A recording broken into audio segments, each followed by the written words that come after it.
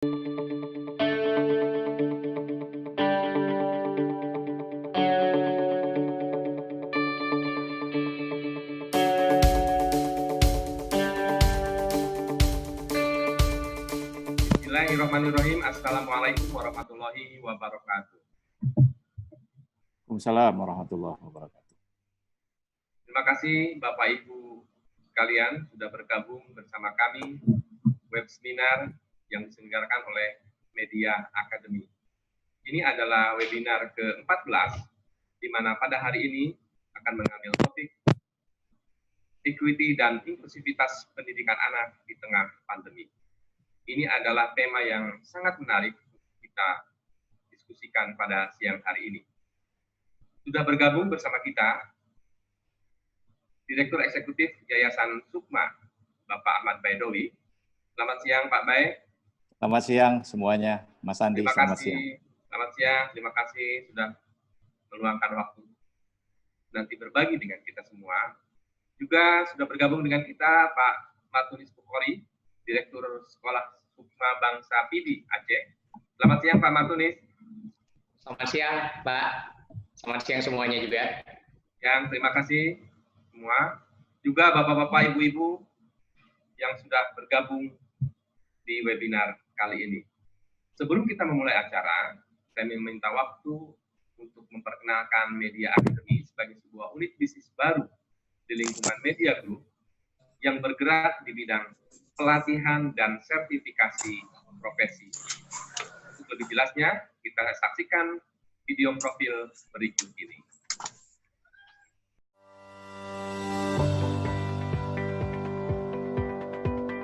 Dekade telah berganti. Di era ini persaingan akan sukses dijalani oleh mereka yang memiliki kompetensi.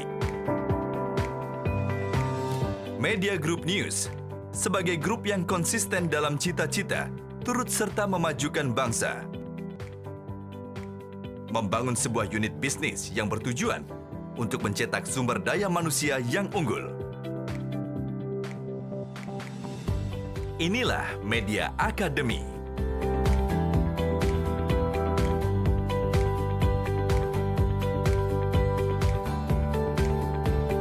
Kami fokus kepada pelatihan dan sertifikasi profesi, mengusung visi misi untuk membentuk dan meningkatkan standar kompetensi sumber daya manusia di Indonesia. Media Academy hadir tidak hanya diperuntukkan bagi kalangan internal Media Group yang diantaranya media pemberitaan, industri pangan, dan hospitality.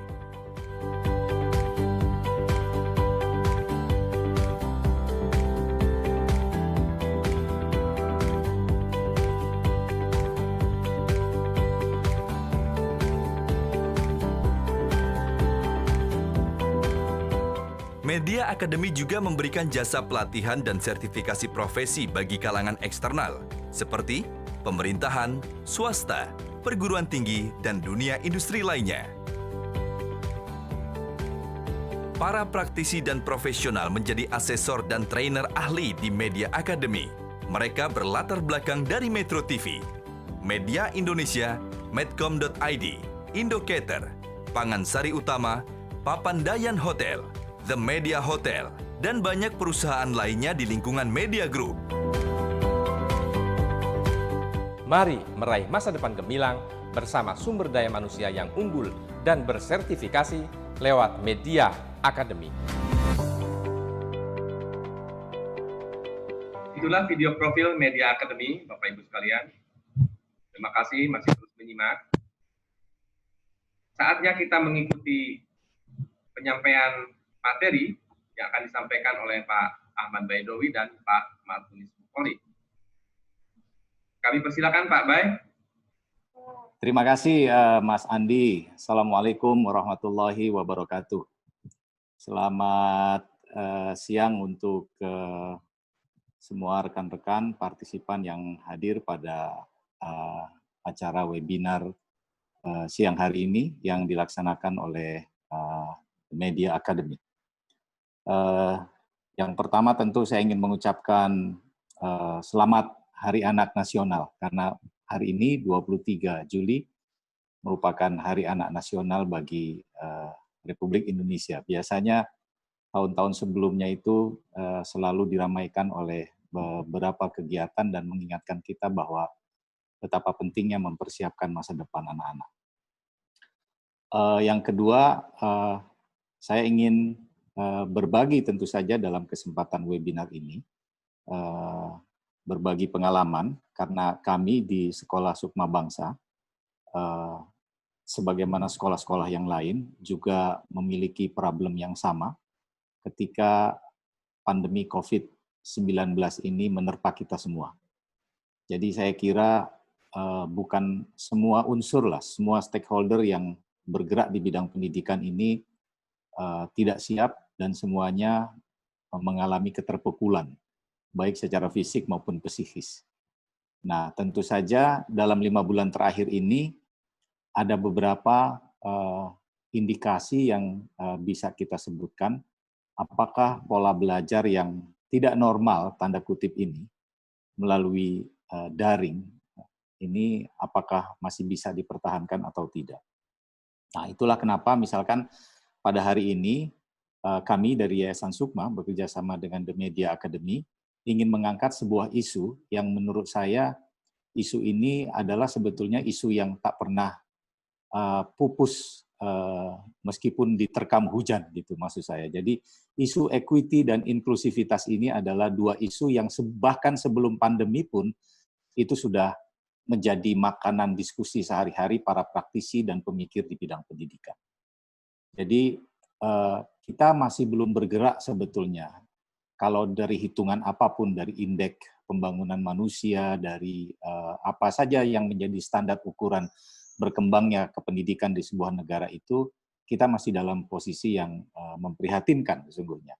Tetapi setelah adanya pandemi ini mungkin bukan hanya aspek-aspek yang sebelumnya kita menjadi saya membayangkan waktu itu misalkan sebelum ada pandemi ini soal infrastruktur itu selalu menjadi kendala. Karena posisi geografis Indonesia yang begitu luas. Belum lagi posisi yang paling vital itu adalah posisi kualitas guru. Dari 3,1 juta guru di Indonesia ini, apapun levelingnya, guru negeri, guru swasta, guru honor, dan lain sebagainya itu dari segi kualitas juga masih bergerak dalam pergerakan yang terbilang menurut pengamatan saya lamban. Saya bisa melihatnya misalkan ketika pemerintah membuka keran soal diadakannya program sertifikasi untuk guru, di mana maksud dan tujuannya adalah untuk meningkatkan kualitas guru sejak tahun 2011. Kemudian 2012 mulailah dilakukan penelitian oleh Bank Dunia. Sampai dengan 2015, 3 tahun program sertifikasi berjalan itu, kualitas guru tidak naik, padahal kesejahteraannya naik. Kalau dari aspek itu.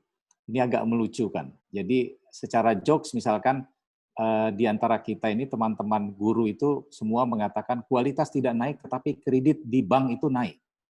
Karena rata-rata guru sudah bisa mengkredit mobil, lebih baik dari sebelumnya, tetapi kualitas mereka tidak bergerak. Jadi itu sebelum pandemi itu hal yang vital itu misalkan soal guru itu menjadi fokus perhatian semua pihak gitu ya.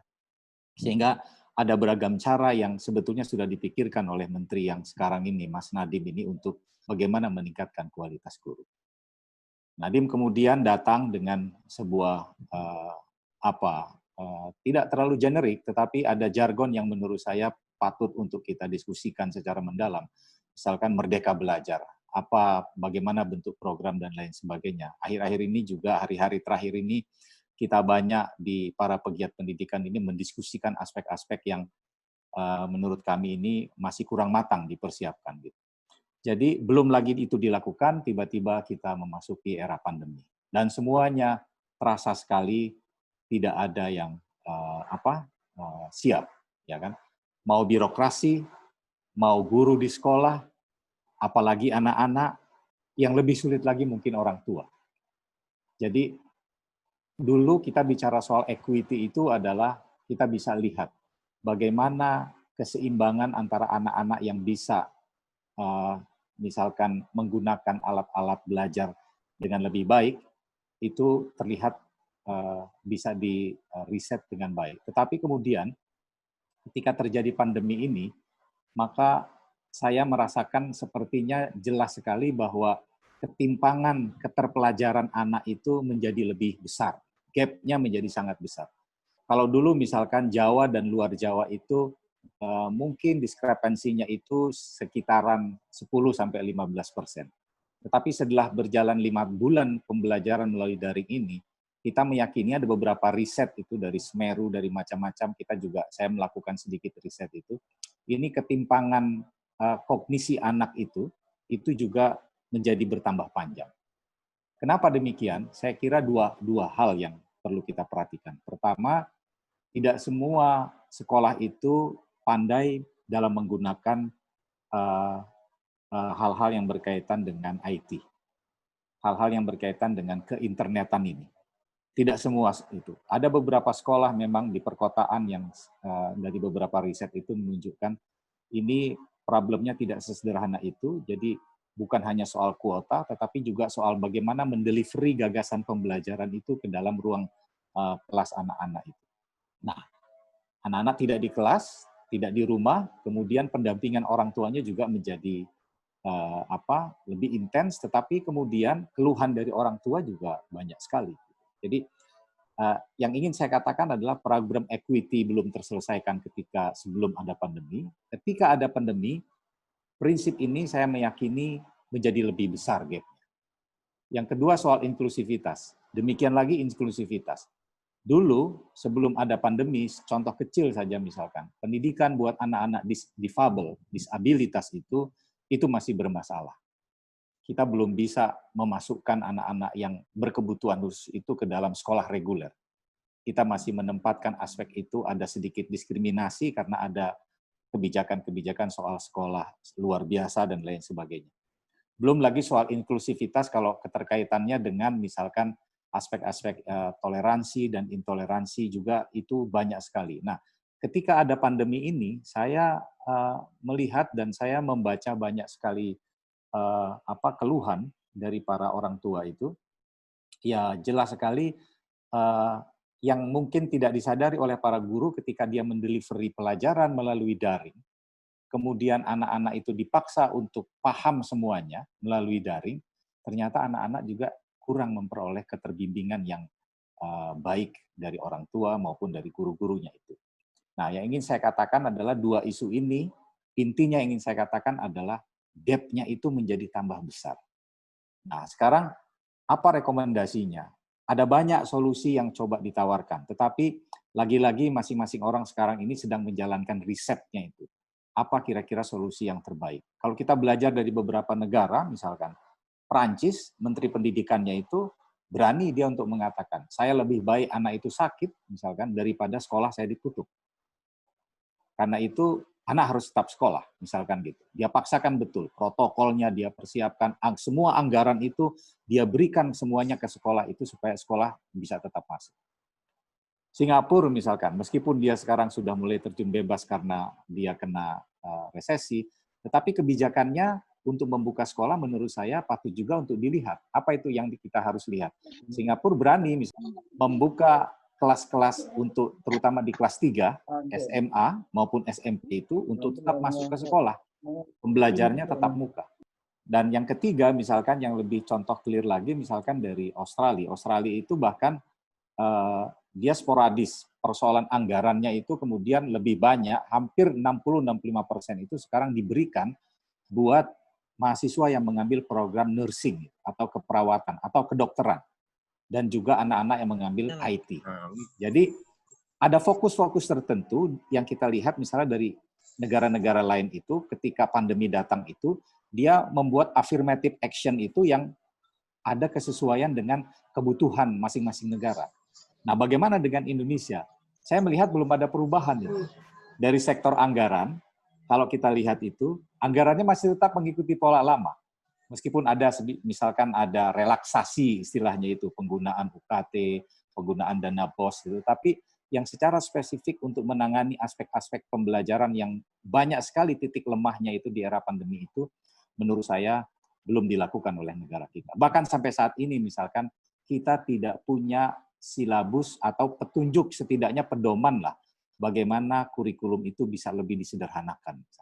Nah, ini problem-problem yang sederhana.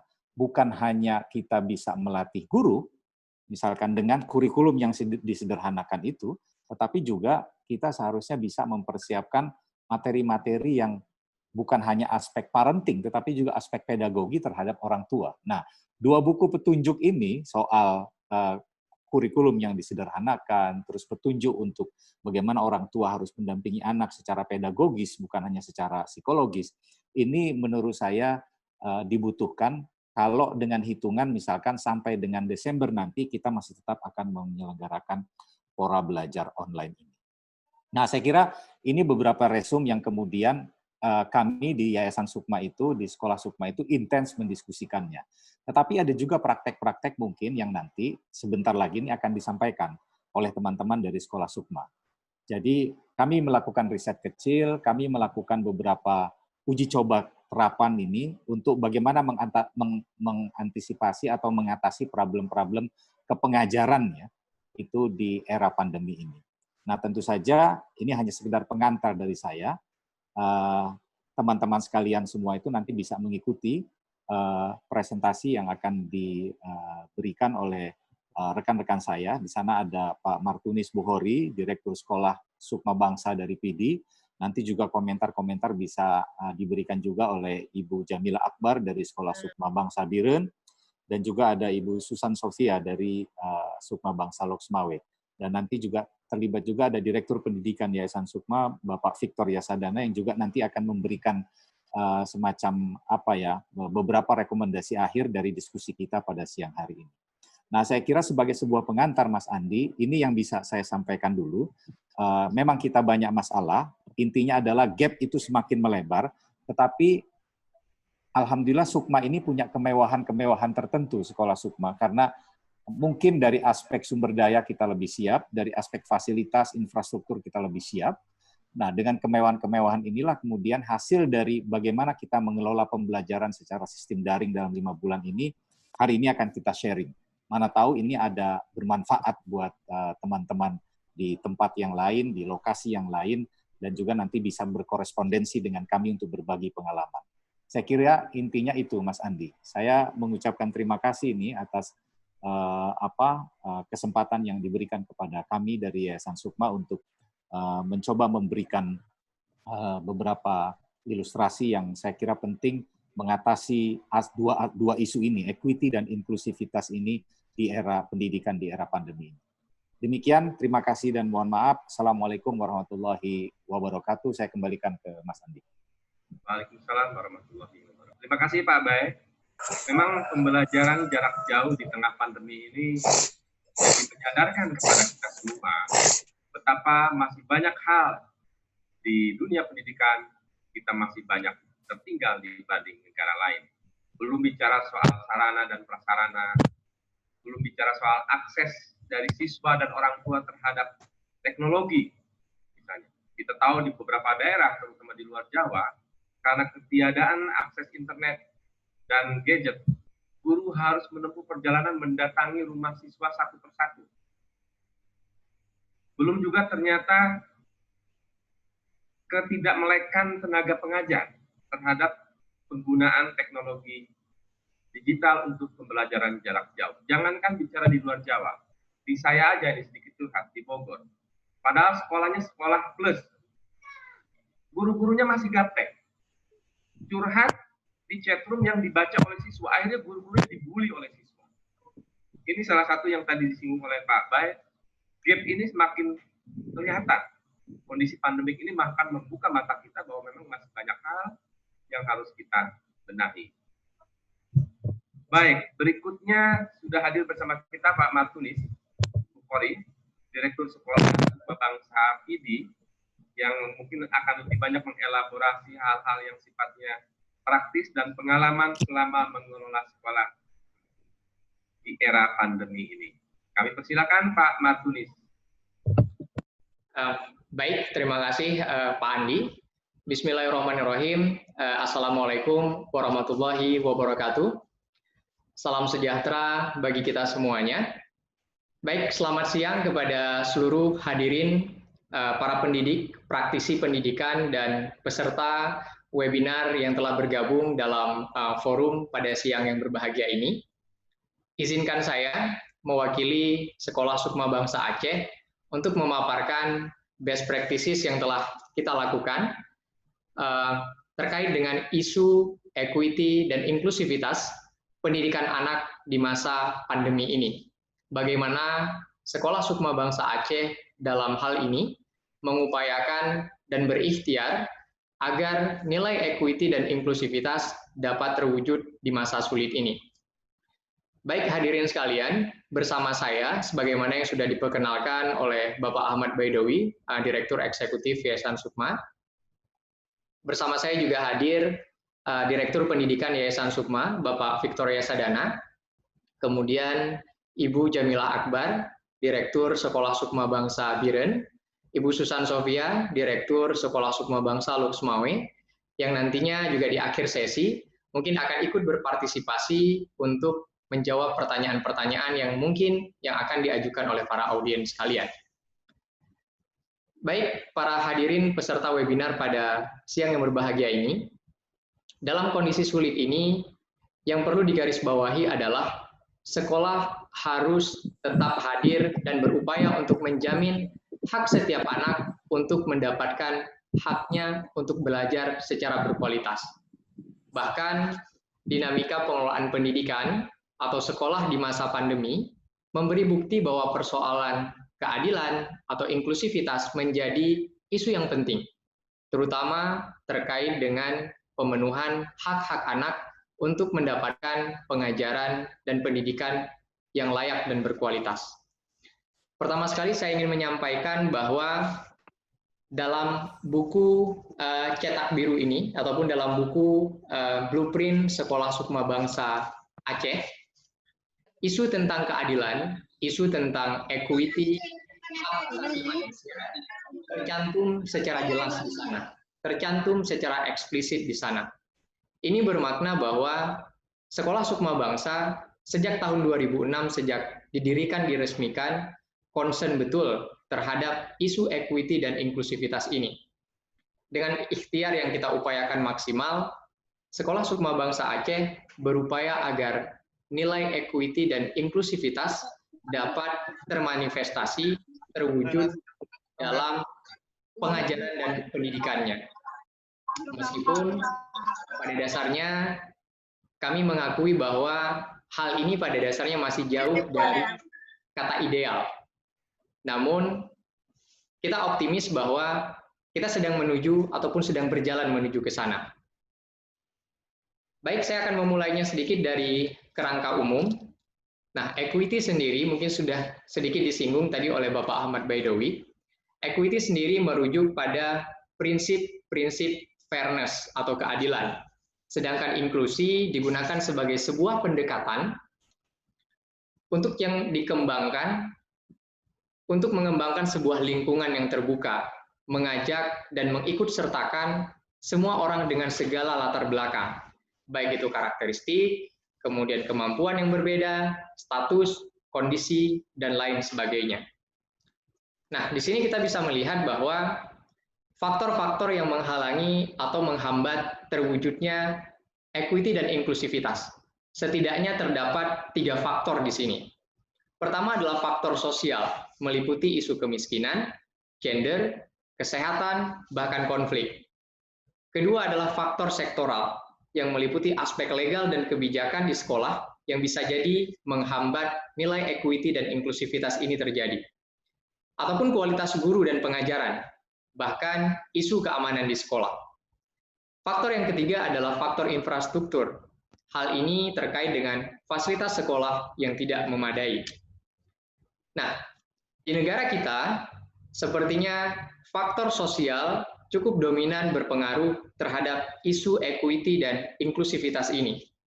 Persoalan ketimpangan, persoalan kesenjangan yang terjadi di negeri ini bukan hanya soal kualitas pembelajaran atau pengajaran dari gurunya, maupun infrastruktur yang belum memadai. Bahkan persoalannya lebih mendasar lagi, bahwa angka anak-anak putus sekolah di Indonesia masih cukup tinggi. Ini bisa dilihat dari data dari tahun ke tahun sampai tahun 2019, angkanya 285.000 anak itu putus sekolah. Angkanya juga terus naik dari tahun ke tahun. Namun di saat yang sama, kita bisa melihat bahwa anggaran pendidikan juga terus meningkat. Tentu hal ini menjadi ironi dan tentu menjadi PR besar buat bangsa ini. Dalam hal ini, rasanya juga tidak cukup bijak jika secara sepihak kita hanya menyalahkan Kementerian Pendidikan, karena variabel yang mempengaruhinya cukup banyak sekali.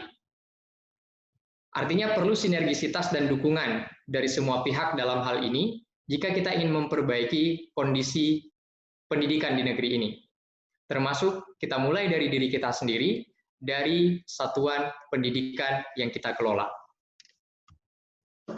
Nah, dalam konteks Aceh, angka partisipasi murni untuk SD cukup tinggi di sini, 99%. Kemudian SMP 86%, namun jauh merosot pada jenjang SMA, yaitu hanya 70%. Angka partisipasi murni yang rendah ini di jenjang SMA di Aceh ternyata juga paralel dengan salah satu indikator pencapaian akademis, yaitu UN tahun 2019. Baik untuk jurusan IPA atau IPA dan IPS, nilai kedua-duanya berada di bawah nilai rata-rata nasional. Tentu banyak variabel juga yang mempengaruhi kenapa hal ini terjadi. Salah satunya adalah isu equity dan inklusivitas itu sendiri. Kemudian di Aceh sendiri, dalam kondisi pandemi ini, setidaknya memberi dampak bagi 5 ribuan sekolah, 82 ribuan guru, dan 800 ribuan siswa yang terdampak pada masa pandemi ini.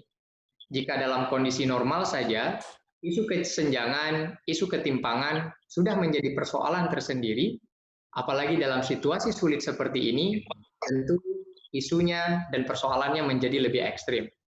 Jika sebelumnya berbicara persoalan infrastruktur adalah terkait dengan fasilitas-fasilitas fisik yang ada di sekolah, atau fasilitas fisik yang belum memadai, tiba-tiba dalam kondisi pandemi ini, isu akses internet muncul sebagai persoalan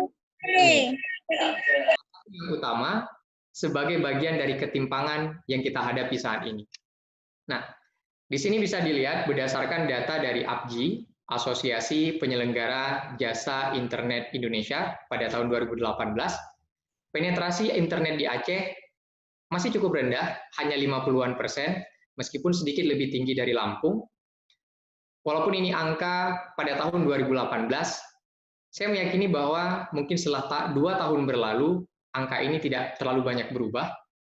Artinya adalah persoalan akses internet dalam praktik pendidikan di Aceh, khususnya selama masa pandemi ini, tentu menjadi salah satu isu penting bagi satuan pendidikan, bagi orang tua, dan tentunya juga bagi para siswa.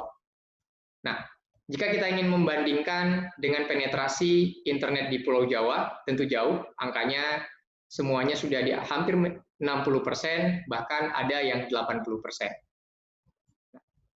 Artinya adalah dalam konteks Aceh dan mungkin dalam konteks Indonesia, we are all in the same storm. Kita semua berada menghadapi badai yang sama, berada dalam kesulitan yang sama. Namun yang membedakan adalah respon dari satuan pendidikan masing-masing.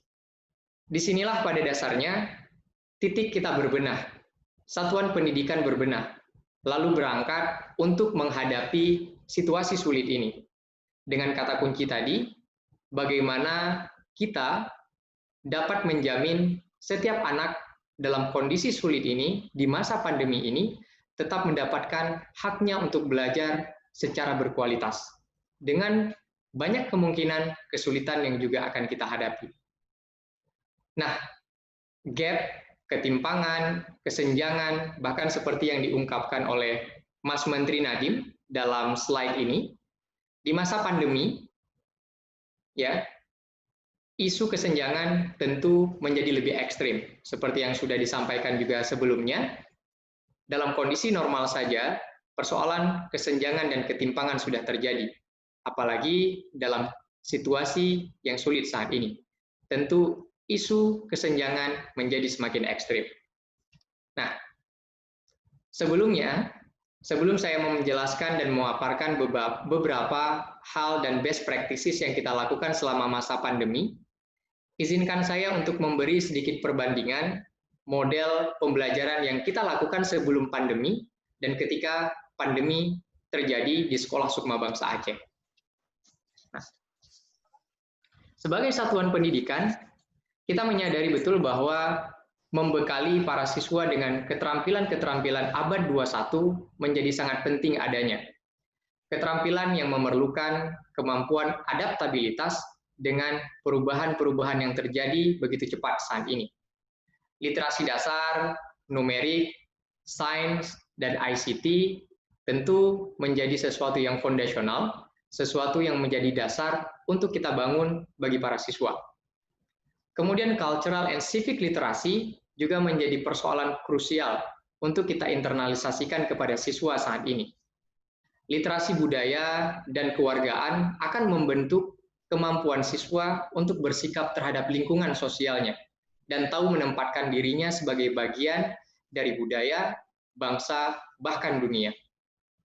Muaranya adalah kita menginginkan anak-anak kita nantinya menjadi anak-anak yang open-minded, dengan pandangan yang terbuka dan toleran terhadap berbagai keberagaman yang akan mereka lihat nantinya. Nah, kita mewujudkan hal ini dengan beberapa praktik, seperti membuka ruang bagi sukarelawan pendidikan, baik dari dalam negeri ataupun dari luar negeri, untuk berkunjung ke sekolah kita di Aceh. Dalam hal ini kita juga bekerja sama dengan beberapa lembaga, salah satunya adalah America's Own Official Ambassador, dan sudah banyak sukarelawan pendidikan yang dari luar negeri berkunjung ke sekolah kita, mulai dari US, Jepang, Prancis, Finlandia, Taiwan, dan lain-lain. Dan ternyata setelah kita mendapati banyak kunjungan tersebut, hal tersebut berpengaruh signifikan bagi para guru dan siswa. Cara pandang mereka menjadi lebih terbuka dalam banyak hal setelah mendapat kunjungan tersebut. Mereka kini dapat memposisikan diri mereka sebagai warga dunia yang dapat menghargai berbagai macam keberagaman dan perbedaan, dan juga memiliki intensi untuk memberi kontribusi yang positif di masa depan. Hal yang lain yang juga penting adalah financial literasi, yaitu mendidik para siswa dengan menumbuhkan jiwa wirausaha juga menjadi penting saat ini. Literasi finansial menjadi penting di tengah ketidakpastian dunia yang terus berubah setiap saat. Banyak pekerjaan yang bahkan diramalkan akan hilang di masa depan. Sehingga para siswa perlu dididik dengan cara dan jiwa wirausaha, agar mereka pintar melihat peluang dan dapat menjadi pribadi yang resilient, yang tangguh di tengah kesulitan dunia yang penuh dengan ketidakpastian. Contoh sederhana di sekolah kita memiliki kolam ikan lele, kemudian juga hidroponik, dan lahan kosong yang kita sediakan untuk guru dan siswa untuk mereka garap. Praktiknya sederhana, ikan lele yang sudah siap panen dapat para siswa jual ke kantin sekolah atau dapur umum sekolah untuk kemudian dijadikan salah satu menu makanan disantap. Kemudian, hal lain yang juga tidak kalah penting yang perlu kita lakukan, yaitu yang sudah kita lakukan di sekolah kita adalah pembelajaran berbasis proyek yang sifatnya kolaboratif. Hal ini tujuannya adalah untuk mendidik para siswa dengan beberapa dimensi: problem solving, kreativitas, komunikasi efektif, adaptabilitas, sikap empati, bahkan jiwa kepemimpinan. Hal-hal ini tentu menjadi keterampilan yang dibutuhkan di abad 21. Dengan belajar secara kolaboratif, para peserta didik dapat saling berdiskusi dan berbagi dengan teman sejawat mereka. Sehingga pada titik ini kita berharap semua anak dapat maju bersama dan tidak ada anak-anak yang tertinggal. Artinya no child left behind. Nah, di sini foto ini adalah salah satu siswa kita di Sekolah Sukma Bangsa. Ini adalah siswa kelas 3 SD, Iban namanya. Bagi Sekolah Sukma Bangsa, kehadiran Iban yang difabel ini merupakan sebuah karunia dan anugerah. Karena ini mengajarkan warga sekolah tentang arti empati. Di dalam kelasnya Iban memiliki buddy yang dijadwal untuk mendampingi Iban. Namun seiring berjalannya waktu, teman-temannya yang di SD, abang kelasnya yang di SD maupun di SMP dan di SMA yang ada di lingkungan Sekolah Sukma Bangsa dengan sukarela akan membantu Iban jika Iban dalam kesulitan misalnya untuk mengayuh sepedanya dengan 3 roda tersebut. Dan di sekolah kita juga dengan kehadiran Iban, kita berupaya untuk mempersiapkan beberapa fasilitas, yaitu mengupayakan jalur transportasi, artinya jalur akses bagi Iban, supaya Iban bisa dengan mudah melewati atau berpindah dari satu tempat ke tempat yang lain, yaitu dengan membuat jalan yang lebih landai. Dan ini juga tujuan kita supaya nilai equity dan inklusivitas di sekolah kita dapat terwujud. Nah, beberapa hal yang telah kita lakukan sebelum masa pandemi ini sedikit memudahkan kami untuk beradaptasi dengan masa pandemi yang tiba-tiba datang ini. Kami akui juga bahwa sekolah kami pada dasarnya memiliki keistimewaan dan mendapat banyak kemudahan dengan memperoleh dukungan langsung dari Yayasan Sukma. Namun meskipun demikian, dalam kondisi sulit ini, tetap saja memaksa kami untuk beradaptasi dengan cepat dengan situasi yang berubah dengan cepat pula. Seperti yang disampaikan oleh Pak Hamid Muhammad, yaitu Dirjen Dikdasmen Kemendikbud saat ini, beliau menyampaikan bahwa dalam kondisi seperti ini, dalam kondisi sulit ini, pada dasarnya sekolah diberi ruang untuk beradaptasi tanpa tuntutan yang rigid. Disinilah sekolah kita melihat peluang, banyak hal yang bisa kita inovasikan, yang kita bisa adaptasikan dengan beberapa cara yang kita uji coba. Berikut adalah beberapa best practices yang selama ini yang kita lakukan dalam masa pandemi. Seperti yang saya katakan tadi, apa yang kita lakukan ini mungkin masih jauh dari kata ideal, masih banyak kekurangan dan kesulitan yang kita hadapi, tapi kita optimis bahwa kita sedang berjalan menuju ke sana. Nah, ketika pandemi datang dan pembelajaran dilakukan secara jarak jauh atau belajar dari rumah, hal yang secara berkala kita lakukan adalah mengumpulkan banyak data melalui survei-survei internal di sekolah, baik pada tingkat sekolah hingga pada tingkat yang lebih kecil, yaitu di tingkat kelas. Hal ini dimaksudkan untuk dapat memetakan kesulitan atau kebutuhan dari pembelajaran jarak jauh itu sendiri, sehingga kebijakan yang nantinya kita ambil berbasis data. Kemudian kebijakan yang nantinya kita eksekusi juga tepat sasaran ataupun tepat guna. Salah satu hal yang paling sederhana yang kita lakukan secara berkala adalah mengevaluasi pembelajaran ataupun proses belajar mengajar secara jarak jauh ini. Input dari orang tua, input dari siswa yang kesulitan dalam belajar tentu akan sangat membantu bagaimana gurunya nanti untuk dapat memperbaiki proses belajar mengajar yang telah dijalankan selama ini. Dan selama masa pandemi ini, pembelajaran yang paling dominan memang pembelajaran dengan moda daring atau model online. Hal ini pula yang kita lakukan di Sekolah Sukma Bangsa, meskipun terdapat beberapa praktik yang lain yang kita lakukan selain dengan mekanisme daring untuk mengakomodir anak-anak yang memiliki kesulitan untuk belajar secara daring atau online. Nah, pembelajaran daring sendiri pada dasarnya terdiri dari 2 jenis, yaitu pembelajaran daring yang sifatnya sinkronus dan pembelajaran daring yang sifatnya asinkronus. Pembelajaran daring yang sifatnya sinkronus adalah pembelajaran daring yang terjadi pada saat itu juga, artinya real time, yaitu dengan menggunakan berbagai media audio atau video conference, seperti video call WhatsApp misalnya, Duo, Zoom, Google Meet, dan lain sebagainya. Dan ini juga praktik-praktik yang sudah kita laksanakan ataupun kita lakukan di sekolah. Dan kemudian dalam pembelajaran daring itu sendiri, dalam pembelajaran sinkronos, artinya sinkronos learning yang berupa daring, kita melakukan yang namanya conditioning class.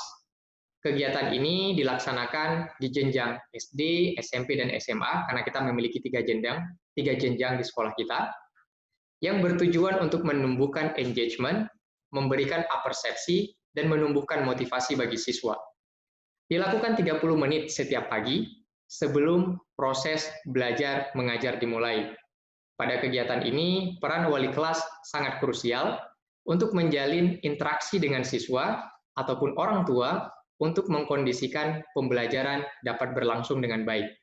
Jika ada siswa yang sakit misalnya, atau masih tidur, kehabisan pulsa, wali kelas akan melaporkan atau berkoordinasi dengan orang tua, juga akan melaporkan kepada guru-guru mata pelajaran yang mengajar pada hari tersebut. Kemudian hal yang lain adalah adanya pengaturan jadwal dengan jadwal belajar dengan kolaborasi mata pelajaran. Bagian kurikulum yang akan mengatur bagaimana antar mata pelajaran berkolaborasi dalam hal ini. Penyusunan kolaborasi ini berdasarkan kesamaan ataupun keterkaitan materi antara satu mata pelajaran dengan mata pelajaran lainnya. Nah, praktik sederhana lain yang kita lakukan untuk menjaga nilai equity dan inklusivitas terjadi di dalam praktek pengajaran itu sendiri adalah melalui pemberlakuan feedback harian yang dilakukan oleh setiap guru, yaitu meminta masukan dari para siswa terkait dengan proses belajar mengajar yang telah dilakukan. Para guru membuat evaluasi ringan melalui aplikasi sederhana, yaitu menti.com. Siswa dapat menulis perasaan mereka di sana atau apa yang mereka rasa selama belajar, sehingga guru dapat terus berbenah dalam hal ini untuk terus mengembangkan proses belajar mengajarnya menjadi lebih baik dari waktu ke waktu. Dan guru di sini juga dapat mengetahui feedback bagi siswa yang mungkin mengalami kesulitan dalam belajar, sehingga akan mengupayakan treatment yang tepat bagi siswa yang kesulitan tersebut. Nah, selanjutnya, pembelajaran daring yang kedua, yaitu daring yang dinamakan secara asinkronos, yaitu pembelajaran daring yang terjadi melalui akses internet, tapi tidak terjadi pada saat itu juga, artinya delayed time. Contohnya adalah diskusi via email, Instagram, ataupun platform media sosial yang lainnya, atau tugas-tugas yang diberikan melalui grup WhatsApp yang kemudian dikumpulkan. Nah, dalam pembelajaran daring secara asinkronos ini juga, kita mendorong para guru untuk melakukan atau mengeksekusinya secara kolaboratif. Selain untuk mendorong kreativitas guru dan siswa dalam hal ini, antara satu mata pelajaran dan mata pelajaran yang lainnya. Kemudian, sekolah juga menyediakan IT Help Desk yang melayani dan membantu para guru dalam hal ini untuk mempersiapkan pembelajaran daring yang akan mereka laksanakan. Kemudian, kita juga memiliki in-house training, yaitu tentang pemanfaatan aplikasi daring. Menimbang dalam kondisi pandemi ini, banyak sekali aplikasi-aplikasi pembelajaran daring yang dapat digunakan untuk membantu dan mempermudah para guru untuk melakukan proses pembelajaran secara daring. Kemudian, mungkin paradigma kita selama ini, selama pandemi ini, belajar adalah melulu soal belajar daring. Padahal Kemendikbud juga menegaskan dalam hal ini dan memberi alternatif bagi siswa yang memiliki kesulitan untuk menghadiri pembelajaran daring misalnya. Jadi pembelajaran secara luring atau luar jaringan juga menjadi salah satu alternatif yang dapat ditempuh dalam hal ini. Lagi-lagi kata kuncinya dalam hal ini adalah dengan segala kesulitan dan halangan yang kita hadapi, bagaimana sekolah dalam hal ini atau satuan pendidikan dalam hal ini tetap dapat menjamin setiap anak atau peserta didiknya memiliki hak untuk belajar. Dan berikut adalah beberapa model pembelajaran luring atau di luar jaringan yang dilakukan oleh guru sekolah sukma bangsa. Di sini ada yang namanya program klinik akademik. Bagi para siswa yang memiliki kesulitan untuk belajar secara daring, untuk memahami pembelajaran secara daring, maka sekolah menyelenggarakan yang namanya klinik akademik. Dengan mengundang siswa ke sekolah, tentu dengan menjaga protokol kesehatan yang dianjurkan. Dengan jumlah yang terbatas pastinya, tidak melebihi 10 siswa, para siswa tersebut akan dibimbing oleh guru-guru yang bersangkutan. Ada yang dibimbing secara personal, ada juga yang dibimbing secara berkelompok. Bahkan terdapat beberapa guru kami juga yang dengan sukarela untuk menyambangi atau menyamperi anak-anak yang kesulitan belajar daring, disambangi ke rumahnya untuk diajarkan. Nah, hal yang lain yang dapat dilakukan secara luring adalah penyediaan modul pembelajaran. Bagi siswa yang mungkin tinggal cukup jauh dari sekolah, tidak memungkinkan untuk diundang ke sekolah, dan juga kesulitan untuk belajar daring, maka dapat disediakan modul belajar. Modul belajar yang disusun dengan cara yang lebih sederhana, yang memungkinkan para siswa lebih mudah memahaminya. Kemudian hal yang lain, model pembelajaran luring yang dilaksanakan juga adalah home visit. Nah, bagi siswa yang mungkin partisipasinya rendah ketika pembelajaran daring dilakukan, atau jarang sekali hadir ketika pembelajaran daring dilaksanakan, maka siswa tersebut akan dikunjungi oleh guru maupun manajemen sekolah dalam hal ini. Hal ini dimaksud dan bertujuan untuk menggali, untuk mengetahui dan memastikan kesulitan apa yang sebenarnya dihadapi oleh si anak, sehingga pihak sekolah akan mencarikan alternatif solusi untuk mengatasinya. Hal selanjutnya adalah di masa sulit pandemi ini, bukan berarti para guru berhenti belajar. Malah dalam masa pandemi ini, kita semakin mengaktifkan yang namanya FGBB, atau Forum Guru Belajar Bersama. Nah, diskusi ataupun forum guru belajar bersama dalam masa pandemi ini harus lebih aktif. Kenapa? Tujuannya adalah untuk mencari formulasi yang tepat supaya pembelajaran secara jarak jauh dapat dilaksanakan secara efektif dan kita perbaiki menjadi lebih baik dari waktu ke waktu. Ada diskusi yang sifatnya daring dengan mendatangkan ataupun mengundang para praktisi pendidikan lokal maupun nasional melalui aplikasi atau platform video conference dalam hal ini. Ada juga yang kita laksanakan secara luring ataupun secara luar jaringan, yaitu dengan kegiatan tutor teman sejawat, yaitu guru menjadi mentor bagi guru yang lainnya. Nah, hal yang lain yang menjadi kepingan yang juga penting dalam masa pandemi ini adalah menguatkan peranan orang tua selama belajar dari rumah. Dalam masa pandemi ini, peran orang tua menjadi sangat krusial. Karena salah satu kunci dari suksesnya pembelajaran jarak jauh apabila orang tua menyadari bahwa kehadiran mereka, pendampingan yang mereka lakukan akan sangat bermakna bagi proses pembelajaran itu sendiri. Maka dari itu, untuk membangun kesadaran ini, kita memiliki sebuah forum yang namanya PTA, Forum Teacher Association, yaitu himpunan guru dan orang tua. Guru dalam hal ini juga termasuk manajemen sekolah yang bertugas untuk mengkomunikasikan segala kebijakan-kebijakan sekolah di masa pandemi ini. Hal ini dimaksudkan supaya frekuensi pemahaman kita sama antara sekolah dan orang tua, sehingga kita dapat bersinergi dan dapat mewujudkan pembelajaran yang berkualitas meskipun dilaksanakan secara jarak jauh. Nah, selanjutnya adalah dalam masa pandemi ini, selain kita membangun komunikasi dengan para siswa mungkin via WhatsApp group, ataupun melalui komunikasi-komunikasi alternatif lainnya, sekolah juga mengupayakan menjangkau siswa dengan media sosial. Karena kita tahu bahwa siswa yang kita hadapi saat ini notabene-nya adalah para digital yang lebih mudah kita jangkau melalui media sosial, karena media sosial dianggap cukup efektif untuk mengabarkan atau menginformasikan kepada mereka informasi-informasi pembelajaran yang kita laksanakan secara jarak jauh ini. Nah, hal yang lain juga kita lakukan di Sekolah Sukma Bangsa adalah tetap produktif menulis di tengah pandemi. Yaitu berkarya di tengah pandemi adalah sesuatu yang harus kita lakukan. Untuk apa? Yaitu untuk tetap mendukung dan membuat geliat literasi di sekolah semakin berkembang dari waktu ke waktu. Dan di sini juga kita bisa menuliskan tentang pengalaman kita, pengalaman guru dan siswa dalam menghadapi sulitnya belajar jarak jauh.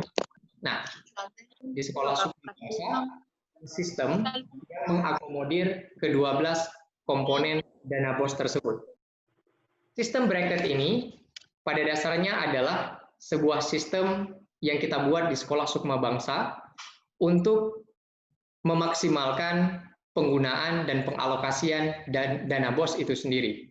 Nah, bisa dilihat dalam slide ini, pada bracket sistem di atas terdapat 15 sub bracket yang berlaku bagi jenjang SD, SMP, maupun SMA yang mengakomodir 9 komponen alokasi dalam panduan operasional dana BOS. Dan angka 1, 2, 3, dan seterusnya itu dapat mungkin dilihat nanti apa saja komponen-komponen dana BOS yang diakomodir dalam hal ini. Dan ini bracket sistem untuk SD dengan kodifikasi A, kemudian ada SMP dengan kodifikasi B, kemudian juga bracket sistem SMA di sini dengan kodifikasi C, dan juga bracket sistem D dan E, yaitu untuk mengakomodir 3 komponen lainnya dari dana BOS, yaitu langganan daya dan jasa, pemeliharaan sarana dan prasarana sekolah, penyediaan alat multimedia, dan pembelajaran. Mungkin yang menjadi pertanyaan di sini, apa yang membedakan panduan operasional existing BOS dengan bracket sistem yang dimiliki oleh Sekolah Sukma Bangsa? Nah, melalui bracket sistem ini, kita bisa mengalokasikan anggaran secara lebih efektif, karena kita memulainya dengan proyeksi perencanaan penganggaran yang sangat terperinci, dengan memberi porsi yang proporsional berdasarkan kebutuhan sekolah dari komponen-komponen panduan operasional dana BOS. Utamanya, di atas 60%, kita selalu fokus pada aspek proses. Kemudian pada tahapan pelaksanaannya, kita juga memiliki yang namanya matriks timeline di sini. Gunanya adalah untuk mengatrol agar proyeksi yang direncanakan dapat dilaksanakan dalam koridor waktu yang telah diagendakan sebelumnya. Nah, dan kemudian pada tahap pencairan dana BOS sendiri, kita memiliki yang namanya mekanisme multiple check. Bahkan tingkat kepala sekolah saja, persetujuan kepala sekolah saja, tidak cukup untuk menyetujui pencairan dana kegiatan yang telah diajukan. Memerlukan setidaknya persetujuan direktur sekolah sampai direktur pendidikan untuk pencairan dana tersebut. Kita juga memiliki RAKS di sini, artinya rencana anggaran kegiatan sekolah, yang itu datang pengajuannya dimulai dari masing-masing individu guru. Kemudian rancangan dari masing-masing individu guru dibahas dan didiskusikan di jenjang level manajemen sekolah masing-masing, SD, SMP, dan SMA, dan disisir kembali oleh manajemen sekolah untuk ditelaah urgensi dan signifikansinya dalam penggunaannya. Baru kemudian diplenokan di tingkat direktur sekolah untuk mendapatkan persetujuan dari direktur pendidikan maupun direktur eksekutif Yayasan Sukma. Nah, dalam masa pandemi ini, realokasi dana BOS ini menjadi penting, yaitu menganggarkannya untuk mensupport pembelajaran jarak jauh ini dapat berlangsung secara maksimal. Nah, kemudian karena di Aceh, beberapa kabupaten kota kita dikategorikan zona hijau, bahkan salah satu sekolah kami, yaitu di Sekolah Sukma Bangsa Pidi, kabupatennya dikategorikan sebagai kategori yang zona hijau, sehingga sejak tanggal 13 Juli kemarin, kita sudah belajar secara tatap muka, namun tatap mukanya juga dengan mekanisme shifting dan staggering, maka kita perlu menyiapkan protokol kesehatan dalam masa new normal ini harus dengan sangat baik. Kenapa? Karena protokol kesehatan dan keamanan ini menjadi penting juga untuk menjamin setiap anak mendapatkan pendidikan dan pembelajaran yang berkualitas, sekaligus mendapatkan rasa nyaman dan aman dalam belajarnya. Nah, maka dari itu, ini adalah beberapa praktik yang sudah kita lakukan di Sekolah Sukma Bangsa Aceh di 3 lokasi, baik itu di Kabupaten Pidi, Kabupaten Biren, maupun di Kota Lok Sumawe, Aceh. Seperti yang sudah saya sampaikan di awal, ini adalah beberapa ikhtiar kita, belum sempurna, belum pada titik ideal, masih memiliki kekurangan dan kesulitan yang kita hadapi. Tapi kembali lagi kita sangat optimis bahwa kita sedang berjalan menuju ke sana. Mungkin inilah beberapa praktik yang sudah kita laksanakan, mudah-mudahan dapat bermanfaat. Jika nanti ada pertanyaan atau diskusi, kita bisa mendiskusikannya bersama-sama. Terima kasih, saya kembalikan kembali kepada Pak Andi. Baik, terima kasih Pak Matruni. Bapak dan Ibu sekalian yang ingin bertanya, kami persilakan untuk saya akan membacakan pertanyaan dari Bapak Ibu sekalian. Ini sudah masuk pertanyaan dari Ibu Dewi.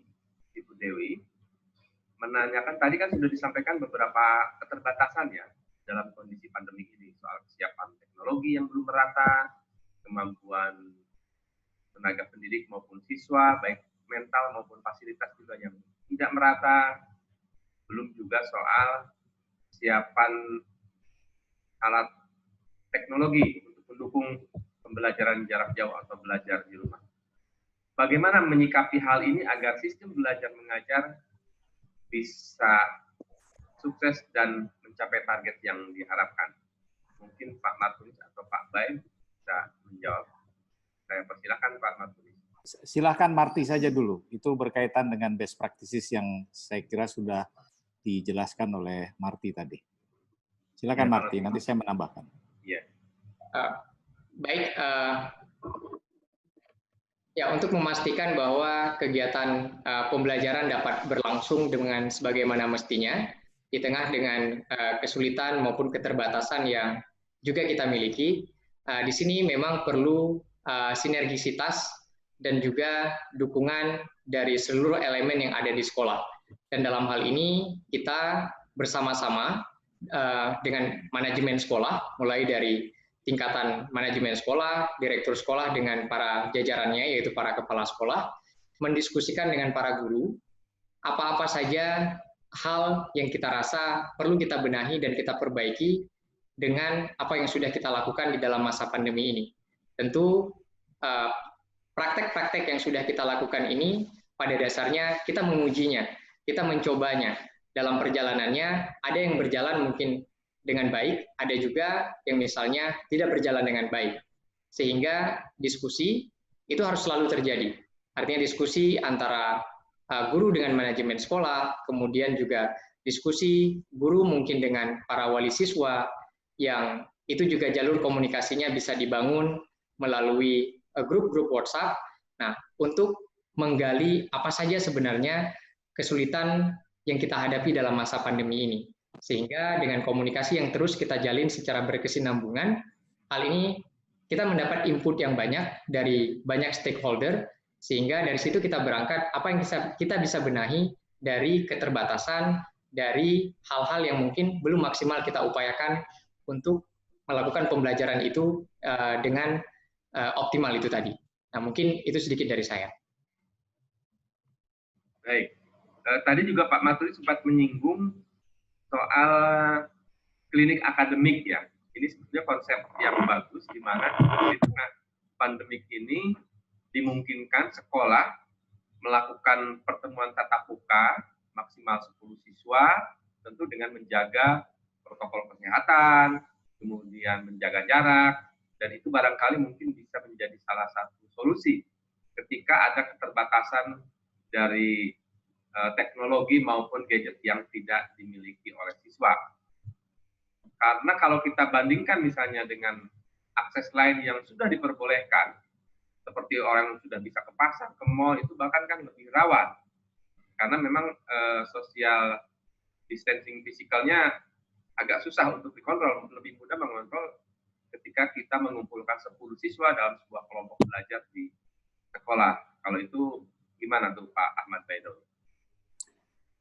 Iya, terima kasih Mas Andi. Jadi tentunya kan kita lihat data dari gugus tugas itu ya, soal daerah-daerah yang dikategorikan sebagai zona merah, kuning, dan hijau itu saya pernah mencek sampai ke tingkat kabupaten. Di kabupaten itu jarang sekali ada breakdown yang lebih detail itu ke tingkat kecamatan dan kelurahan. Misalkan kalau ada hanya 1 kasus, 2 kasus di kabupaten tertentu, ada kabupaten tertentu itu misalkan memiliki kurang lebih ada 12 kecamatan, itu artinya tidak semua zonanya itu harus kuning. Jadi separuhnya itu hijau gitu. Jadi, nah kadang-kadang keputusan itu tidak diambil berdasarkan data yang paling detail sampai ke tingkat kelurahan. Misalkan ya, posisi SD itu lebih banyak di tingkat kelurahan. Tapi kan kasihan anak-anak kalau seandainya dia menjadi korban sistem hanya mengatakan misalkan SD dimulainya nanti di bulan September. Karena ini zonanya masih zona merah dan lain sebagainya. Zonanya masih zona kuning dan lain sebagainya.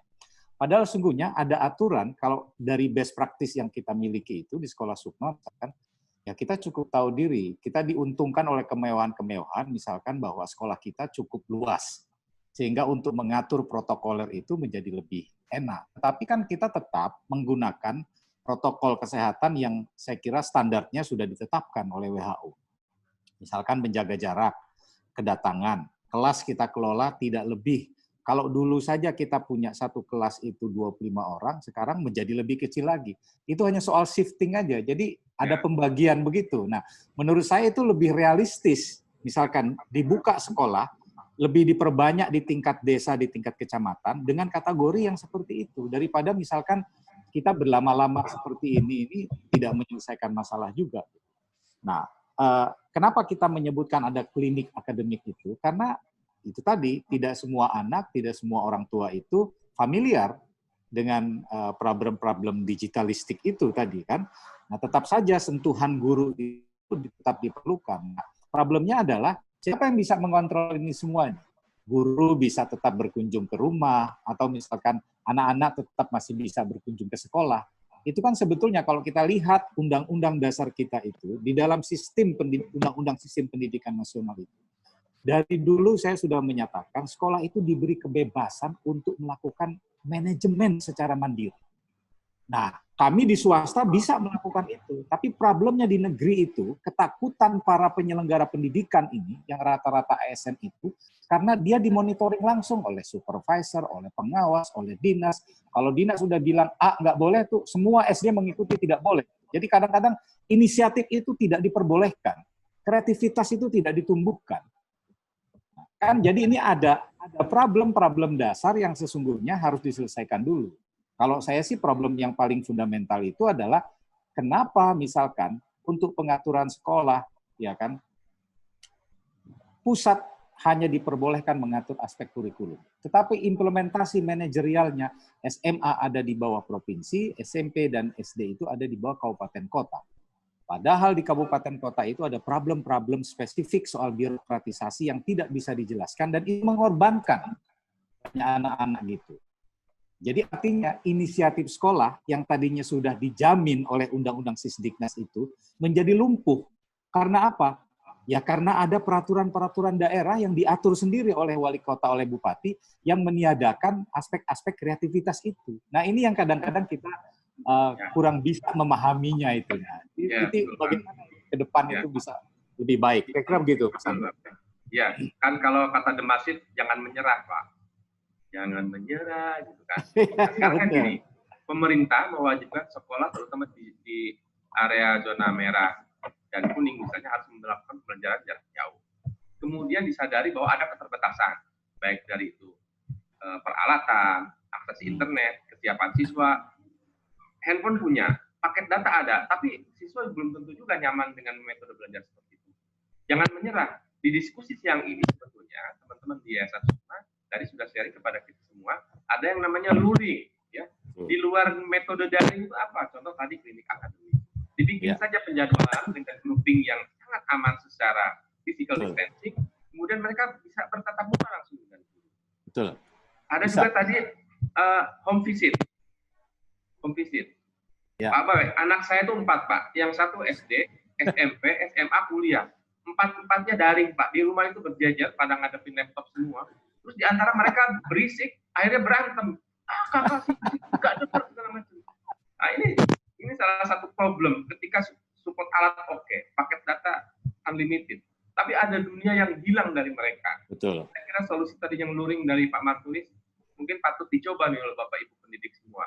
Betul. Jangan menyerah, coba dicarikan solusi seperti itu. Itu juga mungkin sekaligus menjawab pertanyaan Ibu Fitri Awinanda soal solusi ketika ada keterbatasan gitu ya, ekonomi. Ini ada pertanyaan dari Pak Oberlin Pasaribu. Saya Oberlin, guru SMKN 1 Dolok Sangul, Kabupaten Humbang Hasundutan, Sumatera Utara. Kira-kira apakah Bapak setuju kalau semua sekolah, siswa dan guru di Indonesia sama-sama menerapkan seperti yang dilakukan di Sukma Bangsa? Silakan Pak Baik. Tadi ada kondisi karena memang di ID misalnya zona hijau ya Pak ya? Ya. Gimana? Silakan Pak Baik atau Pak Martulis. Iya, saya kira itu agak sedikit memaksakan diri. Jadi setuju nggak kalau sama dengan Sukma Bangsa? Ya saya kira ini sebagai praktisis sekolah kita ya. Dan apa yang baik itu menurut saya mudah. Ini yang paling penting itu. Kalau ada dan kemauan dalam kepala sekolah dengan guru itu, ada diskusi, itu kreativitas pasti muncul. Ini hanya sebagai trigger, misalkan, oh ada contoh tuh, misalkan ada klinik visit dan lain sebagainya, yang memang dulu sebelum pandemi kita sudah melakukan hal itu, sehingga tidak menyulitkan gitu. Jadi kita memaknai kelas itu bahkan itu di sekolah kita itu bukan hanya ruang kelas. Kita menyebut misalnya kelas itu puskesmas bisa kita jadikan kelas ketika kita berkunjung ke sana. Pasar kita bisa jadikan sebagai kelas ketika anak melakukan project base di pasar, di mall, di mana saja gitu. Sehingga kemudahan-kemudahan yang sebelumnya udah bisa kita lakukan itu ketika terjadi ini kita sebetulnya mungkin shock-nya tidak sampai 100% gitu ya, tetapi ada kebiasaan-kebiasaan baik yang sebelum pandemi sudah kita lakukan. Nah, ini bisa dijalankan. Tapi saya ingin kembali lagi tadi. Sebetulnya elemen yang paling dasar untuk bisa mengubah itu adalah manajemen sekolahnya itu punya kreativitas dan ada keinginan. Dan jangan takut. Nah itu, saya ingin mengatakan jangan takut itu. Jangan takut disalahkan oleh dinas, jangan takut. Karena guru-guru kita itu saya sering mengatakan ke teman-teman di Sukma, Anda tidak ditanya oleh malaikat itu nanti soal bagaimana program maksud saya pengawasan dari dinas itu. Anda harus lebih takut kalau ditanya oleh malaikat, Anda ngajar nggak betul. Gitu. Jadi maksud saya ingin mengatakan, udahlah, kalau kita mau mengambil inisiatif, ambil saja. Yang dipikirkan oleh sekolah itu bukan dinas. Mohon maaf Mas Suli, saya gitu. Yang harus dipikirkan oleh guru-guru itu adalah anak didik.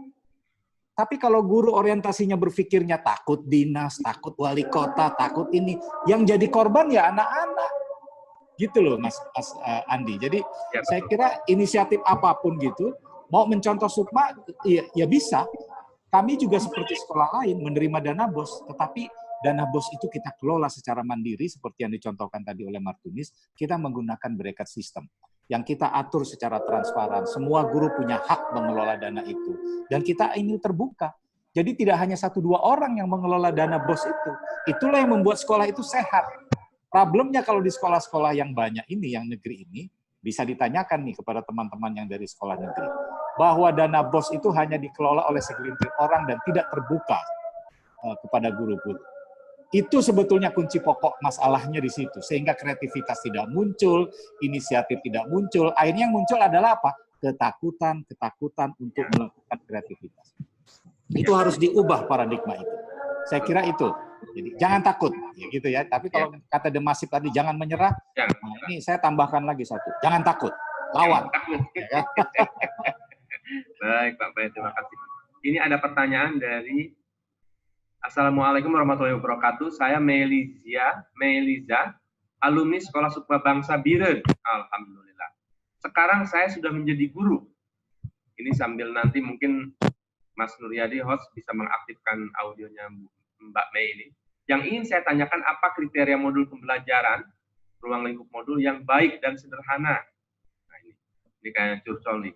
Dalam kondisi pembelajaran sekarang yang sangat sulit, baik daring maupun luring, beberapa waktu lalu saya menyarankan untuk membuat modul pembelajaran agar dapat dibagikan kepada peserta didik.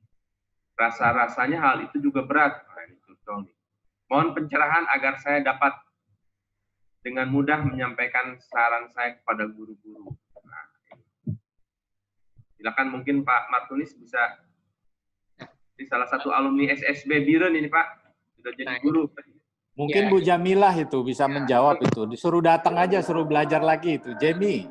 Bu Jemi ya, Bu Jamilah mungkin bisa menjawab, karena ini juga salah satu praktek yang dilakukan oleh teman-teman yang ada di Sekolah Sukma Bangsa Biren terkait dengan modul pembelajaran. Ya. Boleh Bu Jamilah, boleh diaktifkan suaranya Mas Nur. Baik, ya, Assalamualaikum warahmatullahi wabarakatuh. Waalaikumsalam semuanya, salam sehat.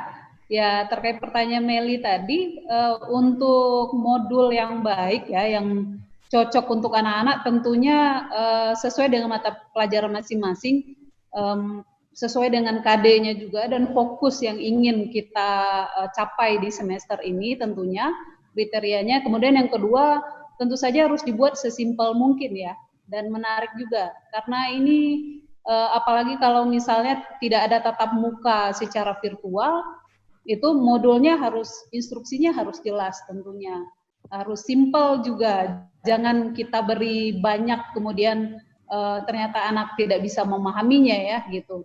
Kemudian juga kriteria penilaiannya, rubriknya harus diberikan. Jadi di dalam modul kita yang berikan kepada siswa tersebut, karena nanti juga kan yang membimbing di rumah adalah orang tua, jadi harus mudah begitu dipahami oleh semua orang begitu.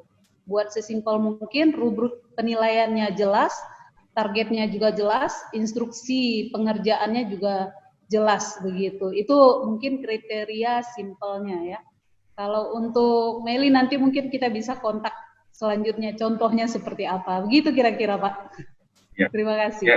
Yang saya bisa, makasih Bu Jenny. Yang saya tangkap adalah ketika kita membuat modul dalam kondisi normal, dengan sekarang membuat modul dalam kondisi yang tidak normal, apakah dengan metode daring, tentu karena nanti siswa akan lebih banyak berhadapan dengan orang tua di rumah masing-masing, dibuat simpel, dibuat lebih mudah untuk ditangkap dan dikerjakan oleh anak didik barangkali itu ya.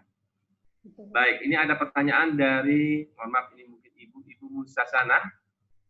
Mohon izin bertanya, dari MTS Negeri 3 Demak, Jawa Tengah. Bagaimana caranya dalam masa pandemi ini, media dalam pembelajaran menggunakan WA Group? Nah, ini tadi kan sempat disinggung, dari Pak Martunis sempat disinggung soal menjangkau siswa dengan sosial media. Nah, ini pertanyaannya adalah bagaimana dalam masa pandemi ini memanfaatkan pembelajaran dengan media WhatsApp Group, tapi sering ada kendala sinyal dan biaya. Nah, ini paket datanya habis. Silakan yang ingin menjawab berdasarkan pengalaman mungkin dari ya. Susan atau Martuni, silakan.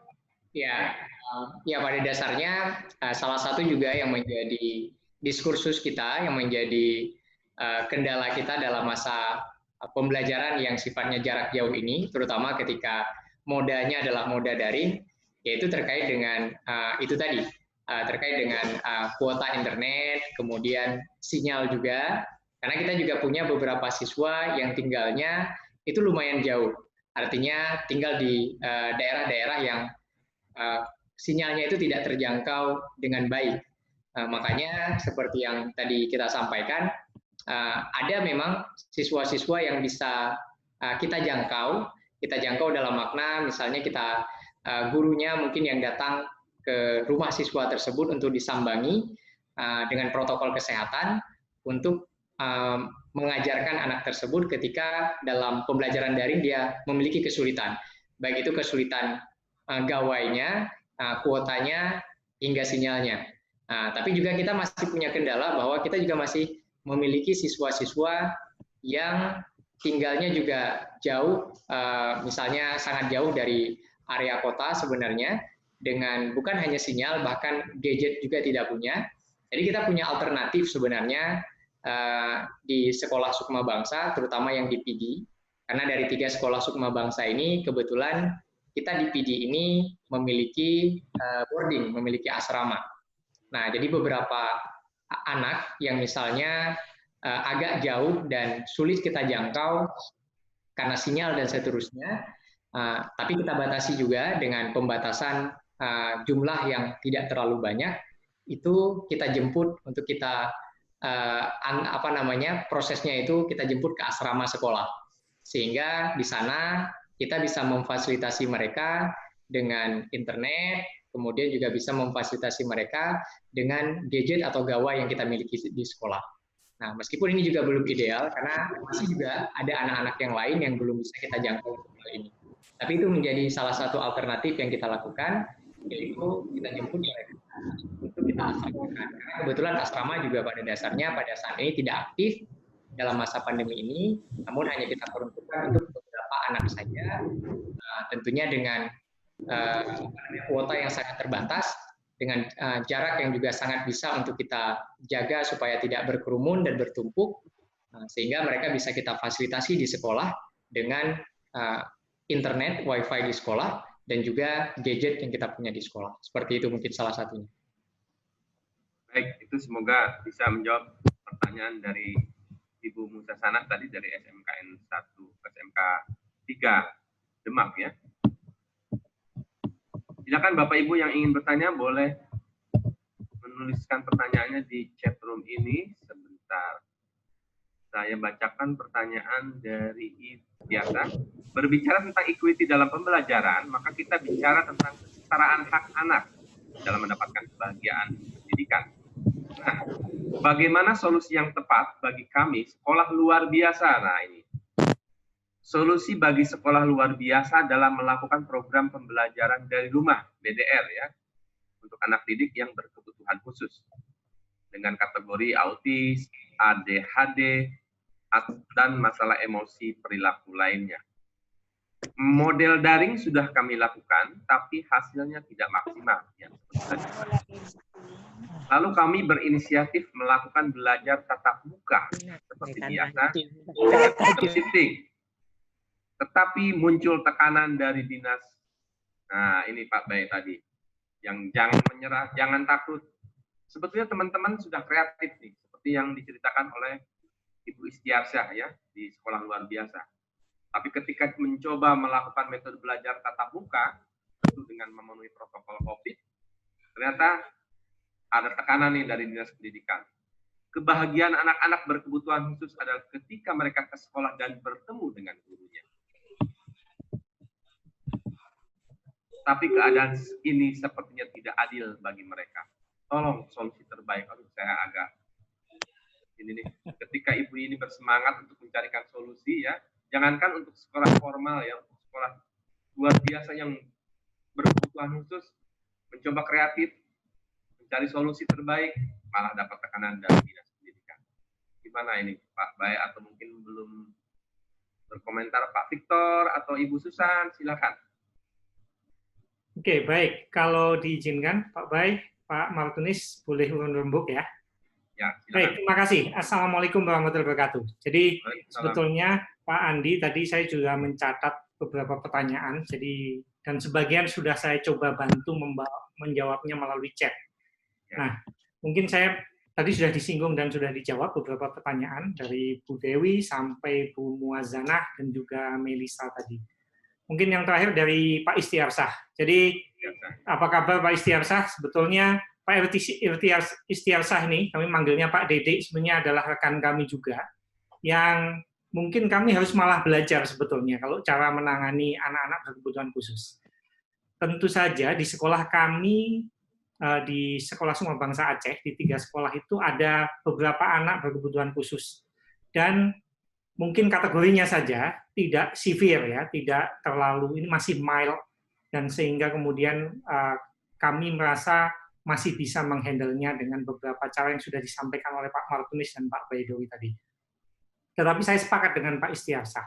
Kalau kita bicara tentang inklusi, salah satu yang paling terpukul adalah bukan saja anak-anak yang termarginalkan berbasis kondisi geografis atau kemudian ketiadaan perangkat dan sebagainya, tetapi anak-anak dengan kebutuhan khusus ini paling tidak beruntung dalam situasi ini. Saya sepakat dengan itu.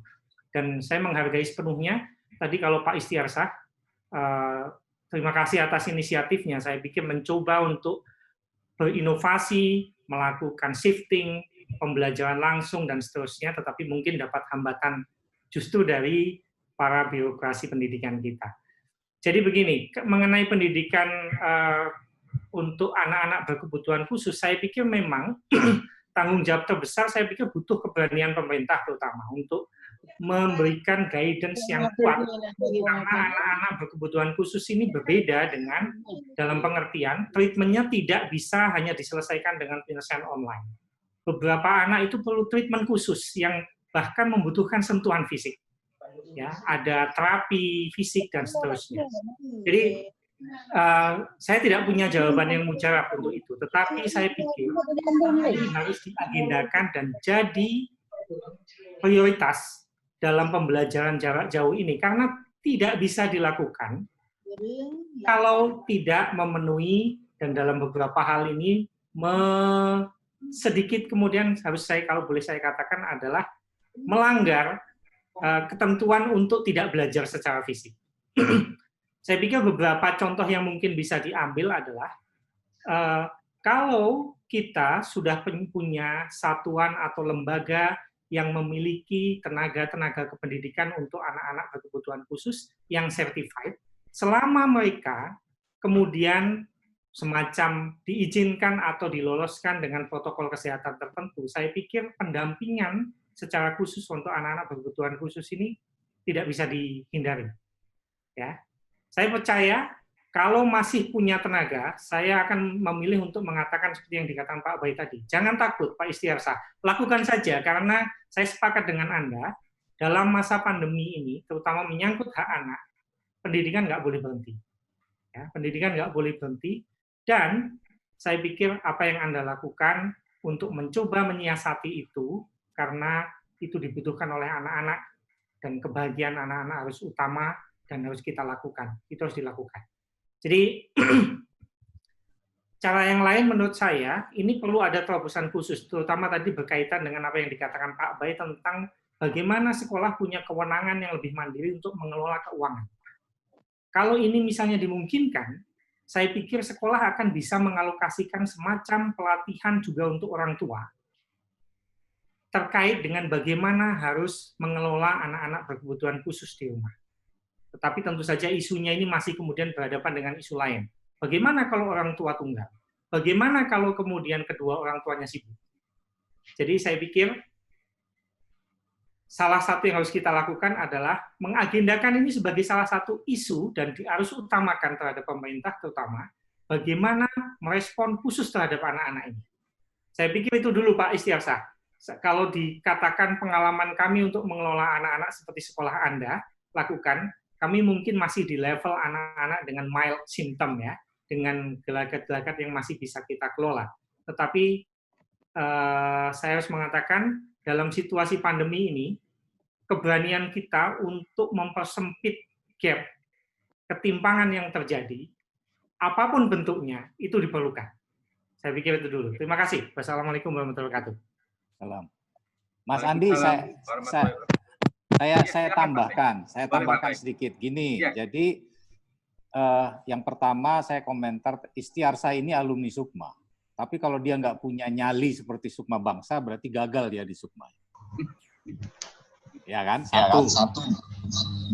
Yang kedua, ada problem yang paling mendasar soal anak-anak berkebutuhan khusus ini. Dalam spektrum perundang-undangan kita, anak-anak yang punya keterbatasan ini, itu lingkupnya itu sebagai memiliki problem sosial. Jadi sebetulnya isu anak difabel itu masuknya itu, herannya ini di undang-undang kita itu masuknya dalam Kementerian Sosial. Karena dianggap anak yang mempunyai problem sosial. bukan masuk ke dalam skema hak asasi manusia. Jadi sebetulnya kalau dia masuk ke dalam spektrum hak asasi manusia, di mana salah satunya adalah hak anak, hari ini adalah hak Hari Anak Nasional itu, maka sudah seharusnya itu anggota DPR kita itu menyuarakan ini untuk mengubah fondasi dasar cara pandang masyarakat itu, bahwa anak ini bukan problem sosial, anak-anak berkebutuhan khusus ini. Jadi dia tuh posisinya disamakan seperti anak pengemis jalanan, anak yang suka apa, itu anak yang berkebutuhan khusus itu statusnya di sana. Padahal seharusnya dia dimasukkan sebagai anak-anak berkebutuhan khusus dalam konteks hak asasi manusia. Nah itulah saya kira yang mungkin harusnya didorong oleh negara ini, supaya kalau itu menjadi isu hak asasi manusia, maka segala kebutuhannya itu harus menjadi tanggungan negara. Saya kira itu catatan saya tambahannya. Terima kasih Mas Andi. Baik, terima kasih Pak Bae, Pak Victor, Pak Matunis, Bu Jemi, dan Bu Susan. Saya kira ini kita sudah tepat pukul 15 waktu Indonesia Barat, sudah lebih setengah jam dari waktu yang kita alokasikan semula. Perlu saya sampaikan kepada Bapak Ibu sekalian, di chat room ini ada yang bertanya soal materi maupun sertifikat. Bapak Ibu yang sudah melakukan pendaftaran di situ kan sudah mencantumkan email masing-masing. Nanti kami akan mengirimkan materi yang Bapak Ibu perlukan dengan pengiriman lewat email. Dan Bapak Ibu sekalian, kami meminta partisipasi Bapak Ibu sekalian juga untuk memfollow akun-akun sosial Media Academy di Instagram maupun Twitter, media_academy ID, kemudian Facebook juga ada Media Academy, dan YouTube Media Academy ID.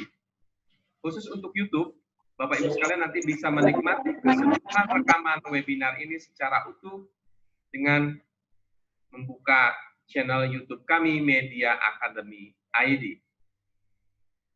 Saya akhiri sesi seminar siang ini. Terima kasih untuk Pak Ahmad Baidowi, Pak Matunis Bukhari, Pak Victor Yasadana, Ibu Jamila Akbar, dan Ibu Susan Sofia, serta tentu saja partisipasi Bapak Ibu sekalian yang sampai detik ini masih terus bergabung bersama kami. Tercatat masih setia 198 partisipan, ya, 198 partisipan. Terima kasih. Saya sampaikan, Bapak Ibu, mohon maaf atas segala kekurangan. Saya akhiri. Billahi taufiq wal hidayah. Wassalamualaikum warahmatullahi wabarakatuh.